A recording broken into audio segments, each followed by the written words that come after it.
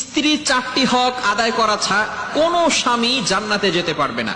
স্বামীরা যারা আছেন আমার কথাগুলো মনোযোগ সহকারে শুনবেন, এগুলো এই মেসেজগুলো বাড়িতে নিয়ে যাবেন। অনেক স্বামীরা আছে স্ত্রীদের সাথে ভালো ব্যবহার করে না, স্ত্রীকে সব সময় অলওয়েজ ক্রিটিসাইজ করতে থাকে, তুচ্ছ তাচ্ছিল্য করতে থাকে। তারা যে একটা মানুষ, তারাও যে বাসায় কষ্ট করে, এটা অনেক স্বামীরা তাদের মাথায় আনতেই চায় না। খুবই গুরুত্বপূর্ণ বিষয়, স্বামীরা ভালো করে মনে রাখবেন। স্বামীরা 4টি কাজ ছাড়া, স্ত্রীর 4টি হক যদি তারা আদায় না করে, তাহলে তারা জান্নাতে যেতে পারবে না।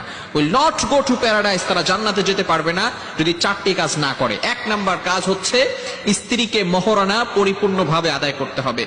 স্ত্রীকে মহরানা যদি কোনো স্বামী না দেয়, তাহলে কিন্তু তাকে জাহান্নামে যেতে হবে, সে জান্নাতে যেতে পারবে না। অনেক স্বামী আছে হিউজ পরিমাণ মহরণা ধরে, 1 লক্ষ, 2 লক্ষ, 10 লক্ষ, 20 লক্ষ টাকা মহরণা নির্ধারণ করে, কিন্তু শেষ পর্যন্ত সেটা সে দিতে পারে না।